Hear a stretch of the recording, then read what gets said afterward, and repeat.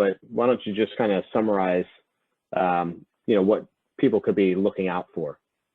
Yeah, so there's different kinds of buyers, and you got to think about what buyer makes the most sense for your company, your organization, your employees, your customers. There's a couple of private equity groups that have entered the lawn care space in the last couple of years, and they've started to roll up some of the medium-sized, $10 million kind of players. And I'm sure that if you're keeping your ear to the street, you've heard about some of these deals. Those private equity groups are looking to now take those. They made some pretty aggressive acquisitions at pretty high valuations that you may have heard. They're now looking to use those companies as platform companies, and now they're going to go do more normal acquisitions to bolt on to those platform acquisitions that they made. So don't believe that you're going to get those big high valuations. That was a very unusual moment in time. Interest rates were right. A couple of private equity groups entered the market at the same time, and they were bidding up for a couple of platform companies that there was only a few available so supply and demand. So there may be some opportunity to join those roll-ups. Typically, that's going to be more of an institutional feel. Your customers and your employees aren't going to get that same feel that they're used to getting from you and working with you. So it's something to consider. And the same thing when you look at like a TruGreen. They're the classic. TruGreen's always a buyer at some price, and selling to TruGreen has its pros and cons. I guess the pros are they're fairly well funded, and you can usually get a big chunk of cash up front. Cons are, depending on which market it is, what the management looks like, you may or may not get great service, and your employees may or may not be happy where they're at.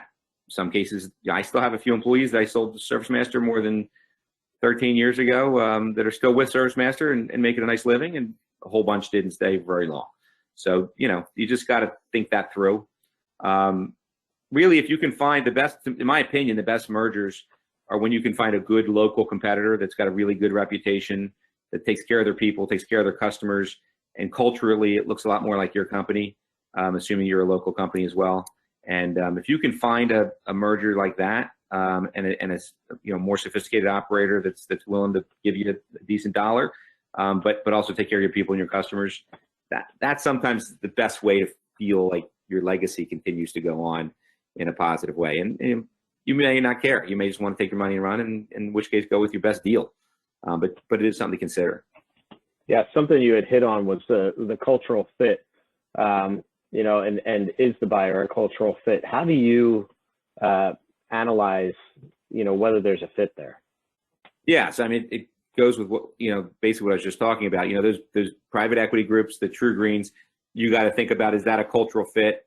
Probably not.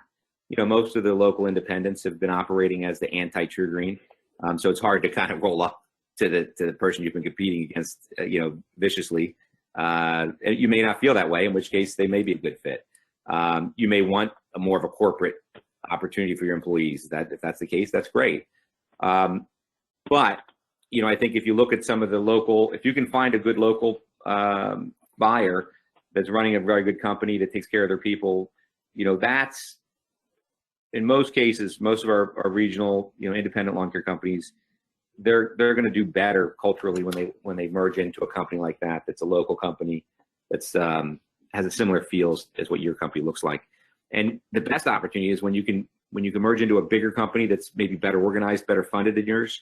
Now you've just given your employees and your customers maybe even a better opportunity than what they could have had with you, and still maintain that family feel. And I've seen some of those mergers happen, and they typically work out very well.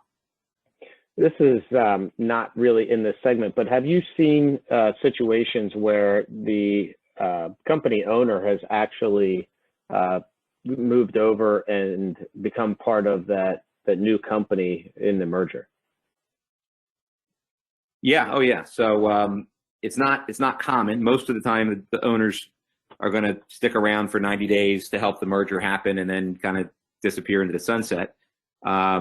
But there are definitely times where the owners stick around and become part of the management of the new company, and that can happen when it's a local merger, when you're joining another organization. They're looking for leaders, and so you can take your cash off the table as an owner, and then continue to get paid a nice salary as a leader of this new organization that's growing. They will often be happy to have you because you've got a lot of intimate knowledge of the industry, of the employees, and you'll be a big resource for them to help them grow. It can also be an opportunity if you join into a private equity group, because they're also looking for leaders as they continue to grow their businesses. If you look at merging into a TruGreen or that type, the owners typically don't fit very well because it's such a corporate structure that the entrepreneur doesn't really have a home there, is what I've seen. So they typically take their money and move on. And I would consider that falling into the price and terms negotiation as well. And I would not think of it as a negative, but more of a positive, that you carry typically more value into that than what they're giving you as far as a price increase, or not just a payout, but a salary moving forward. You have an extreme value there if the cultural fit is there, if there's a need for it. So if you're looking for the opportunity to cash out but still have an income, there may be a lot of opportunities there. Yeah, it's a really good point, Robin, and it's true too. I mean, when I sold my company, both times I started another company up within 6 months for a couple of reasons. One is I wasn't young enough to retire, and even though the money sounds like it's a lot of money when you're getting it, it's not enough to last compared to running your business and getting paid a regular salary. So it is a nice opportunity if you have a way to land on your feet and have income right off the bat. So